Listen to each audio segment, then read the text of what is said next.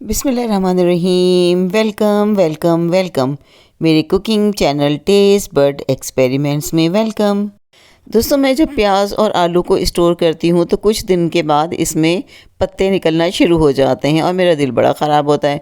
आपके साथ भी यकीनन ऐसा ही होता होगा और वो प्याज जो सड़ने लग जाती है हमें उसे फेंकना पड़ता है। और अक्सर आलू में भी जो है वो छोटे छोटे से ना बर्ड्स निकलने लग जाते हैं, हमें वो भी फेंकना पड़ जाते हैं।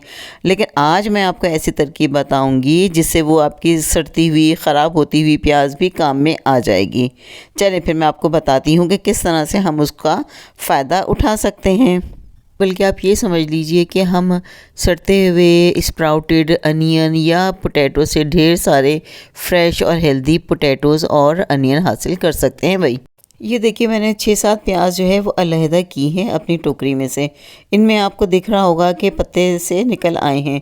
असल में बीच में से ये गीली हो रही है और सड़ रही है। मैं आपको दिखाऊंगी, इनमें से एक आध तो बहुत ज़्यादा सड़ी हुई है, लेकिन मुझे इस्तेमाल में मैं ले आऊँगी। मैंने क्या किया है कि साइडों से जो है वो प्याज को काट के अलग कर लिया है और बीच का हिस्सा छोड़ दिया है, जिसमें वो जो रूट्स होती हैं ना वो लगी हुई हैं। वो नीचे का जो रूट होता है जहाँ से इसकी जड़ें निकलती हैं वो हमें नहीं डैमेज करना है, उसको रहने देना है।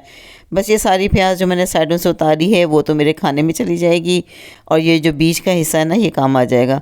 आप देख सकते हैं ये वाली प्याज तो बहुत ही ज़्यादा सड़ी हुई है, मैं दबा रही हूँ तो वो पिच पिच सी हो रही है, लेकिन ज़ाया इससे भी नहीं होने देंगे हम भाई।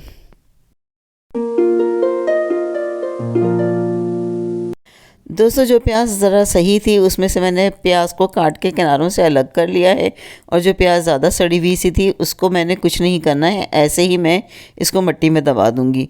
ये जो मैंने रूट्स वाला हिस्सा बीच का निकाला है ना ये भी मिट्टी में जाएगा जिसमें पत्ते लगे हुए हैं, और मैं जो सड़ी हुई प्याज है ना उसको भी मैं गमले में मिट्टी में दबा दूंगी। और ये जो प्याज अलग करिए ना काट के, ये हमारे खाने में इस्तेमाल हो जाएगी। ज़बरदस्त, आपकी चीज़ ज़ाया नहीं होगी अब। ये देखिए गमले तैयार हो रहे हैं, इसमें मिट्टी और थोड़ा सा खाद मिली हुई है। आपके पास ज़मीन हो तो आप ज़मीन में अपनी प्याज को दबा सकते हैं। मेरे पास थोड़ी सी ज़मीन है तो, लेकिन वहाँ पे मुझे ख़तरा है कि मेरे पास थोड़ी सी मुर्गियाँ हैं वो इनको ख़राब कर देंगी, इसलिए मैं गमलों में लगा के कहीं छुपा के रखूँगी इन प्याज को। चलिए, अब हमारा गमला तैयार हो गया है, हम इसको दबाते जाएंगे प्याज को जिसमें पत्ते निकल आए हैं। एक गमला डिपेंड करता है आपका गमला कितना बड़ा है। अगर बड़ा गमला है तो ज़्यादा प्याज लगा लीजिए, छोटा गमला है तो 2-3 प्याज बस सही रहेगी।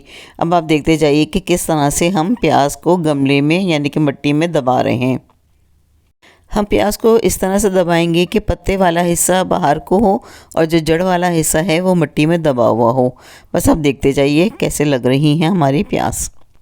ये लीजिए, हमारी मुर्गी मोहतरमा आ गई हैं अपना हिस्सा मांगने के लिए। इन्हीं से तो बचाना है, जब भी तो मैं गमले में बना के रख रही हूँ।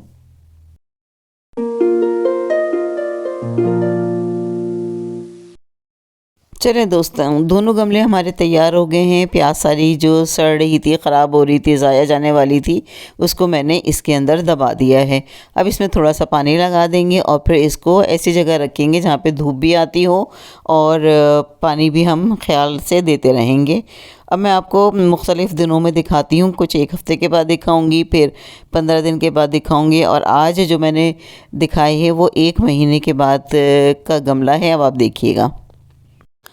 इससे पहले कि मैं आपको 1 महीने बाद की प्याज दिखाऊं, आप ये देखें कि ये देखिए इस तरह से मेरे पास आलू में भी जो है ये पत्ते निकलना शुरू हो गए।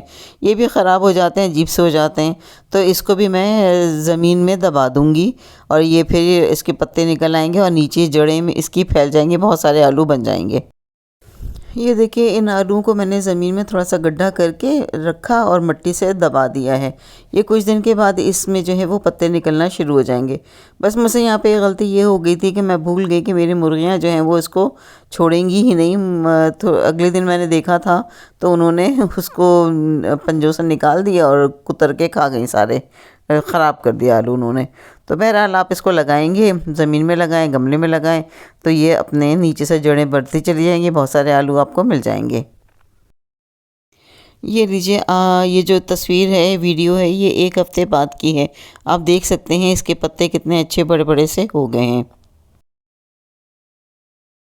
यहाँ पे आप गौर से देखें तो नीचे जड़ों की तरफ शाखाएं बनती नज़र आ रही हैं, यानी कि प्याज फैल रही है नीचे अंदर मिट्टी के।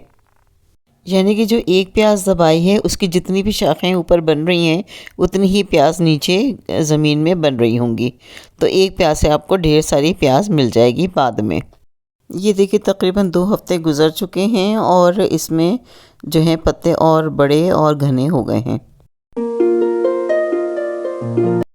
ये लीजिए 1 महीना हो गया है गमले में प्याज को बोए हुए। पत्ते इसके आप देखें बड़े भी हो गए हैं और घने भी हो गए हैं।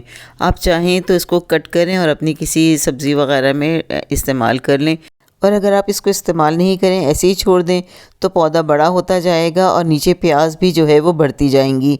जब पौधा उस ऊपर का सूख जाएगा तो आपको पता चल जाएगा कि प्याज नीचे तैयार है बिल्कुल।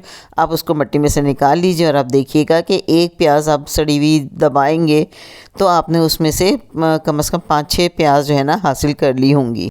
दोस्तों मैं आपको दिखाऊं, मैंने एक गमले में साबुत धनिया दबा दिया था, वो देखिए उसके भी पत्ते निकल आए हैं। तो दोस्तों आज आपने देखा है कि हम किस तरह से अपने सड़ते हुए ख़राब होते आलू और प्याज को बचा सकते हैं, काबिल इस्तेमाल बना सकते हैं। इसी तरह से हम साबुत धनिया या और सब्ज़ियां या बीज वगैरह डाल के उसको भी उगा सकते हैं अपने छोटे से गमलों में।